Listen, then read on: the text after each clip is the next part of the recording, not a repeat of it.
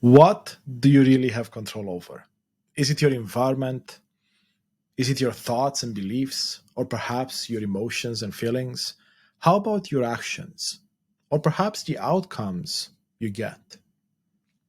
Come here, stay for a moment, and together let's unpack this and see what we really have control over and what we should focus as much energy and inner power as we can.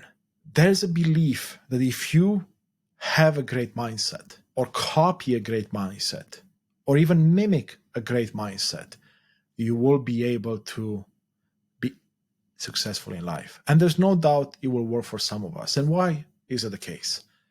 Because our foundation is usually solid, because our thoughts and beliefs about ourselves, about those around us, about the world at large are very, very strong and very solid. But unfortunately, most of us do not have that luxury just yet. It is possible though, and it's so easy to accomplish. Now, for some of you, you may recall a couple of weeks ago, I talked about this subject, but many of you reached out to me and they said, hey, Constantin, we want more. Let's go deeper. And that's what we're doing today. Think about it for a second. When it comes to control, most of us have a desire to control certain elements. Perhaps your children, you want to control their environment so then they can be safe, by your definition of safe. You may want to control their future and be like, wow, you need to go to school. You need to go become a doctor or an engineer because that's what brings money. And many of you of different backgrounds will relate to that because you grew up with parents like that, just like myself. And it's not because your parents or caretakers or teachers wanted anything bad for you. It's what they knew, what the society showed them that it's possible. So don't think that we're trying to blame anyone else here, not yourself, not them. It's just the way it is. It doesn't mean that you have to accept the way it is. You can change that. That some of us want to control our environment, right? And when I say environment, I'm talking about your job, people around you, people you hang out with. Pretty much everything that's not you is your environment. Your pets, for example. Your children are part of your environment to some degree, right? Also part of your relationships. So what we will be covering today is a deep dive into why we should focus on one aspect of the chain when it comes to controlling it, reframing it, rewiring it, and how you can start doing that.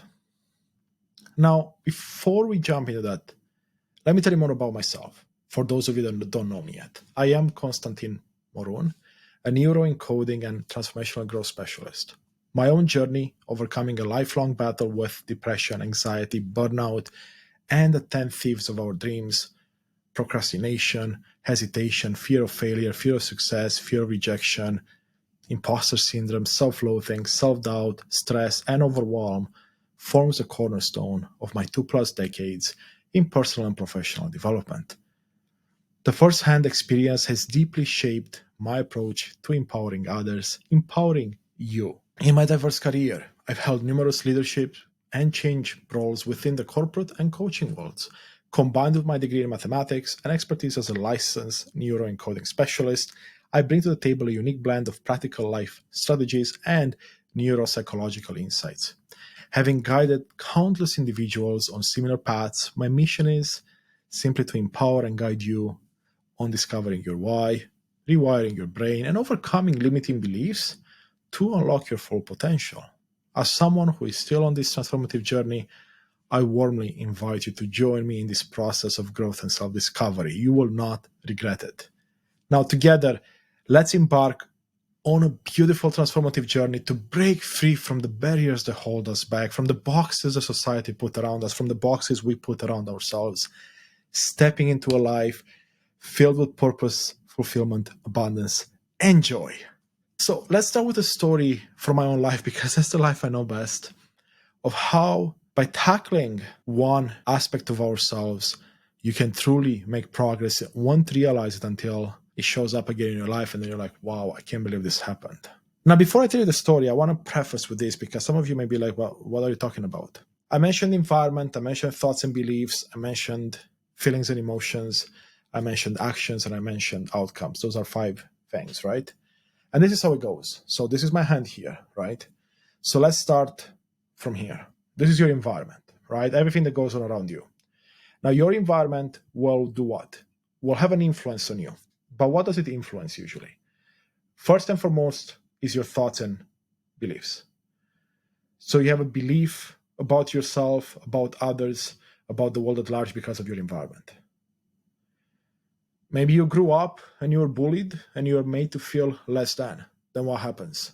You have a belief that you're not good enough. You have a belief that you're ugly, fat, whatever. Now, when you have a belief or a thought, it will trigger an emotion and a feeling or feelings, right?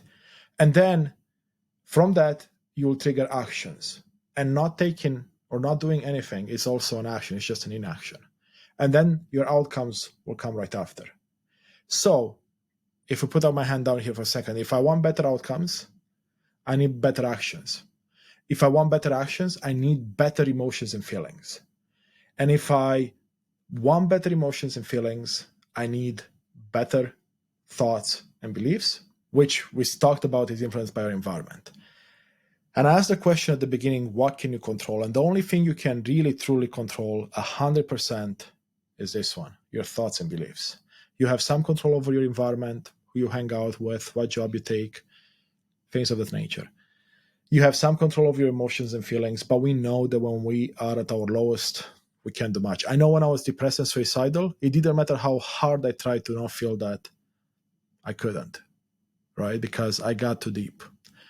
Actions, sure, you can have better mindsets, you can copy some plans from someone else, you might do them for a month or two, but unfortunately, those thoughts and beliefs that will trigger more emotions will eventually overwhelm you and will self-sabotage you, will get you down a path you don't want to go on. And lastly, your actions, so your results, your outcomes, are based on everything else, right? So that's what I'm talking about here. Now, again, thoughts and beliefs about ourselves, about the world, and about others are what we have 100% control over. Some of you may disagree here, and that's totally fine. You may think, wow, you're crazy. How? If I am who I am, I have my beliefs, I cannot change that. I'm an old person. You know the saying, you can't teach an old dog new tricks. I want to disagree with that because not only I have amazing friends that are dog trainers and they routinely show me how they can teach old dogs new tricks. But by some definitions, I'm an old dog. I'm 40 years old. I don't feel old at all. Someone that's 15 might think of me as old. But guess what? I learn new tricks every day because one thing, science, neuroplasticity, your brain's ability to essentially form new pathways, form new beliefs, get rid of beliefs that don't serve it anymore, and much more. And you have that power too. I know. You may think it's not possible. Trust me. I've been there myself. I also thought that I'm set in my ways. That's who I am. I react. I say things that I shouldn't say. Well, that's who I am. And it's easy to play that card because then if you play that card, you don't have to do anything about it. Once you realize, though, that you have the power, that you can change anything, that you can change everything that you do not like about yourself, not about others, about yourself, then you hold the maximum power. Then you're like, wow, I have awareness, I can do this. And now you have a choice. You know you can change your thoughts and beliefs. I mean, science tells us we can, and so does spirituality. So it doesn't matter which camp you fall in. You have both of them telling you you can do anything you want. You can change anything about yourself and your situation. So now you have the knowledge, which knowledge is power. So what do you do with it? You have, again, two choices. You can do nothing. You can continue. And that's fine. There's no right or wrong answer here. It's whatever you believe is right. And guess what? I was in the spot many times when I had the information, I did nothing for a while, and then I'm like, oh yeah, you know what? Maybe I should look into it. And then, of course, the second option is to take that awareness and do something, put it in action. And some are easier said than done. Now, back to the story about me, where we really wanted to start this, so you can get an idea of how this works. I'll start with the story, and then I'll tell you how old me would react and how new me reacted. A few days ago, I jumped into my fairly new vehicle, a 2023 GMC vehicle, which I'm really, really happy with. I'm grateful to have the opportunity to drive such a vehicle. And I jumped into it. It was a rainy day. In the morning, it was snowing, then freezing rain, then at evening raining. And as I began driving to go meet some friends, I start hearing water pouring in the car. And I'm like, did I forget to close the sunroof or perhaps the windows? I look around, no, nothing.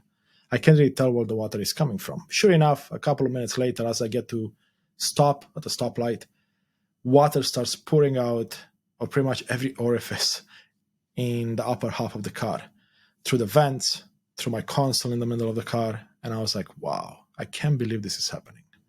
Here's a pretty much brand new car, less than 15,000 miles or 30,000 kilometers, under warranty, supposed to be an expensive vehicle, and I'm having this issue. And here's the first thoughts that came to mind. Wow, I don't have time to deal with this right now. Why is this happening? Why is this happening to me? I'm leading a good life. I'm always grateful, appreciative. So those old patterns that I broke some of them up, they were coming up again. But guess what? Here's where I had the power. Because I was aware of the thoughts now, because I've done my work, I've done my exercise, I know how to break patterns. I'm like, hey, you know what? I don't agree with those thoughts. Yes, I mean, it's okay to feel victimized in that moment, because why is this happening to you? Why is it always happening to you, depending on how you look at it? Why is it happening now? It's in the middle of the winter. I'm in Canada, all that stuff. Accept that that's okay, but I'm driving. It's Saturday night. I cannot do anything about it. So how about I essentially interrupt my thoughts, replace them with something more positive, reframe the situation, see with those emotions, with those feelings, and then let them go. And that's what I did. I did those exercises in my car, and I'll talk about one exercise that I did with you as well, so you can try that. And then I got to my destination 15 minutes later, texted my friends, said, hey, I'll be 10 minutes late to get upstairs. I need to clean my car, because this is what happened very quickly. I had some paper towel in the car. I dried up the car, did one more exercise one last time to let go of those thoughts that weren't serving me. And I moved on with the evening. Now, here's the interesting thing. That entire evening, I spent probably 4 hours with my friends. The thoughts about the car, the situation, how terrible it was, all those things that normally would come up for me did not come up once. Why? Because I intercepted the thoughts and beliefs while they were babies, right? They were beginning to form and forming feelings and emotions. And I intercepted them. I said, no, I don't want you in my field right now. Replace them, reframe them, got rid of them. I didn't allow them to become a big monster and then pretty much run my program. Now, old me, here's what's important. Old me, what would old me do? Perhaps I would literally stop the first time I saw the car, get pissed off, get into these feelings and emotions that would trigger more thoughts and beliefs, and then more feelings and emotions were like being the victim is like, I can't believe this is happening to me right now. I have such a busy week. It's Saturday night. I cannot do anything about it. And then blah, blah, blah, blah, blah. And I would go down this path, and then I would call people up, and then I would pretty much ruin the evening and the rest of the weekend, because the next day was Sunday, and then possibly the start of the week. Not only that, but that would influence my actions, right? What? I would likely not go to the party, or if I wanted a party, I would be pissed off, and then I would tell everyone that would listen the misfortune I had. And then guess what? My actions on Sunday, my actions on Monday would be impacted. Maybe when I went to the dealership on Monday, like I did now, I just had a normal conversation. They're like, yeah, you know what? That's a terrible situation. We'll get fixed. Maybe I would have gone in more argumentative. Maybe I would have made a big fuss about it. Maybe I would have done certain things, because I know myself in the past, that I would have regretted. I would have put people down, talked to people like I'm superior, or like, oh, this big injustice has to be fixed on the spot. None of that happened. But again, I'm not telling you that to shame you or tell you that what you're doing is wrong. No, whatever we each do is right for us in that moment. I'm just telling you that's old me, and new me decided to deal with this way. And that's the power of going after your thoughts, after your beliefs when they're babies, so they don't spiral into monsters together with your feelings and emotions and whatnot. And again, this is not something that you can do once or twice and then hope that when something big happens like this in my life, you can be able to deal with it. If you keep practicing it, and I mentioned many times this now, you'll know success builds on success. So as you practice it, it's going to build pretty much a muscle, if you may, within you. And your brain is going to go like, yeah, I can do this all the time. Because what happened in the moment, my conscious mind caught up and said, you know what, those are not the thoughts we want. Your brain caught up.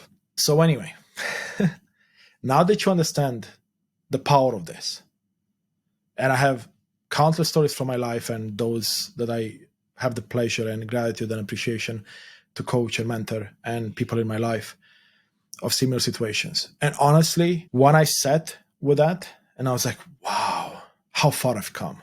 I could celebrate myself. I could show myself love. I could give myself grace. I could literally be like, wow, this is actually working. This is for me. So where do we go from here? Couple of things. Let's take a look at one method, and there's many methods, where you can interrupt your thoughts and beliefs, replace them with something better, and how you can implement this in your life right now. It doesn't take more than 10 seconds at a time, and you can do it a few times a day or as many times as you want. And I promise you, within a few days, even within the first day, you realize it's powerful. But within a few days, a week, you'll be like, oh my God, I can't believe I didn't know this. I can't believe they don't teach this in school. I can't believe it took me this long to find this. And I cannot wait to share this with everyone I know.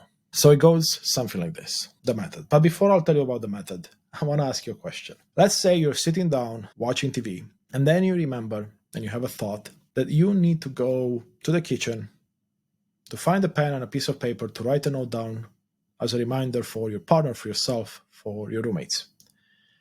So you're like getting up from the couch, you walk to the kitchen, you get there, and you look around. It's like, wow, what did I come here for?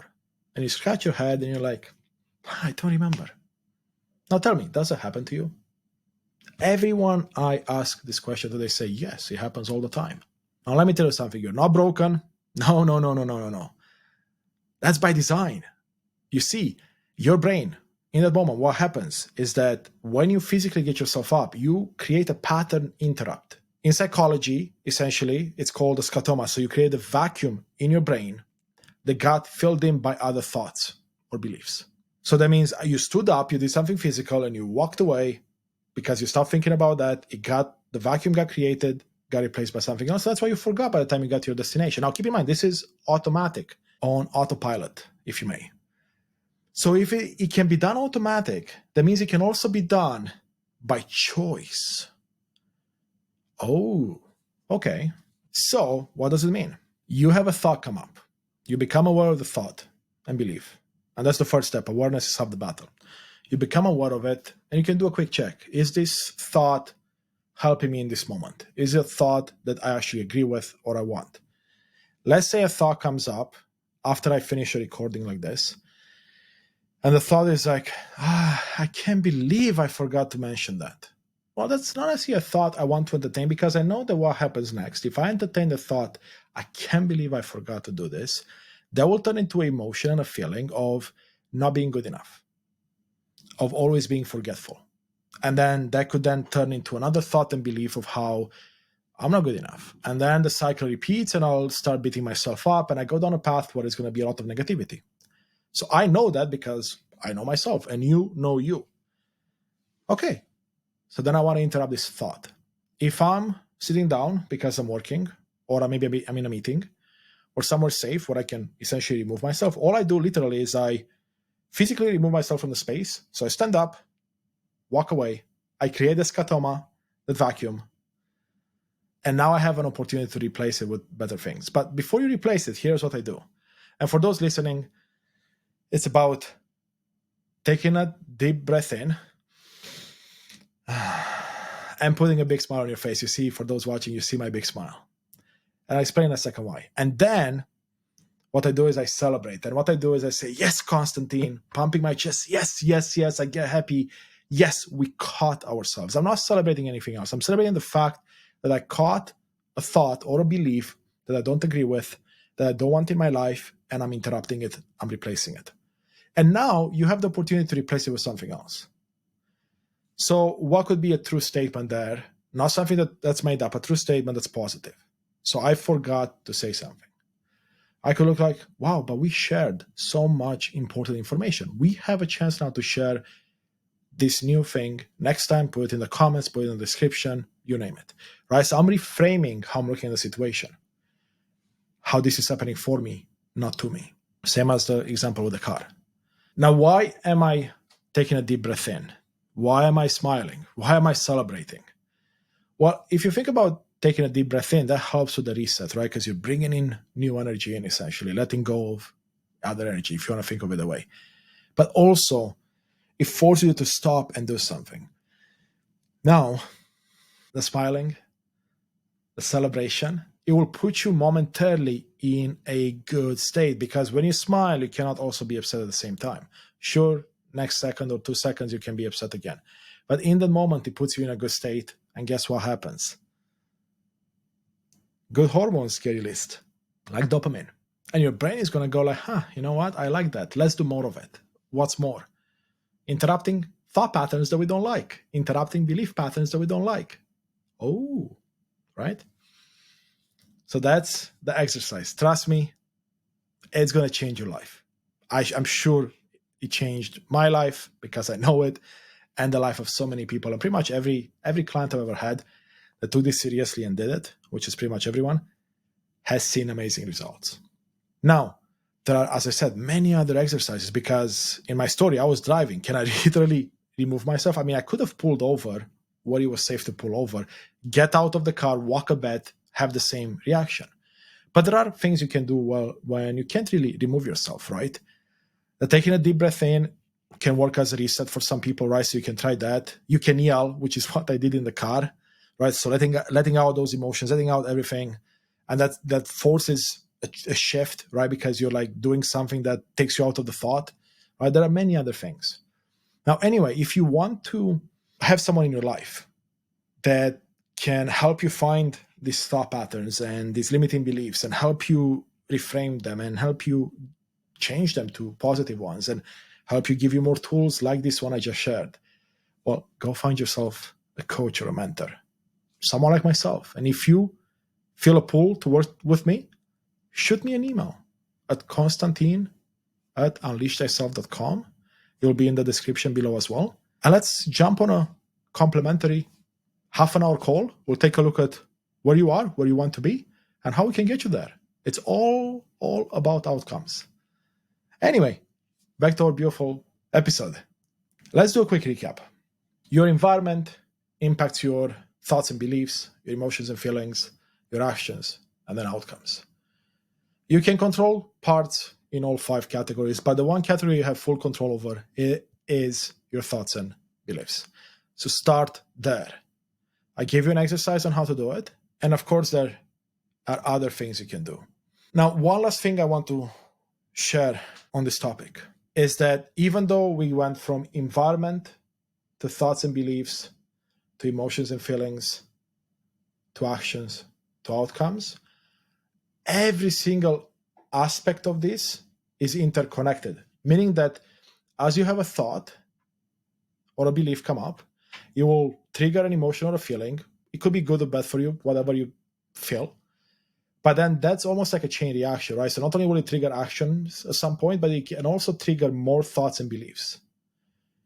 So for example, if let's say your thought and belief is positive, then you can get into a cycle where you keep building positivity over positivity over positivity. So it's going to get really good, and then you're going to have positive actions, and you're going to have positive outcomes, right? And then it's going to have a positive effect on your environment. But the opposite is true for most of us more often than the example I just gave you with positivity. It's we have a negative thought and belief, triggers some emotion and some feeling that's negative. That goes into a cycle where it's going to make us feel even worse. Well, it's going to make us think even worse thoughts and beliefs, and then it's going to make us feel even worse. And then our actions are going to be impacted. And then our outcomes are clearly going to be impacted, but also going back up, your environment is going to be impacted. Like think about when you go down a negative thought pattern and feeling pattern, how your environment is impacted. I mean, people at work feel you, your partner, your family, your friends feel you, right? Like your environment is impacted by that. So you see how this one piece in the middle here, or kind of in the middle, is so crucial. And remember, we talked about this. It starts with thoughts about yourself, beliefs about yourself. So that's the first step. Then you look at like thoughts and beliefs about others, thoughts and beliefs about the world. And it has a ripple effect. If you tackle this one area of your life, it will transform your life hands down. One of the best things you can ever do for yourself. And I know you're here, right? So you're learning with me. We're both on the transformative journey together. And I know you want to continue this journey. So up here, you're going to see a beautiful video come up where you're going to continue this journey with me, and I'll be with you right there in just a few seconds.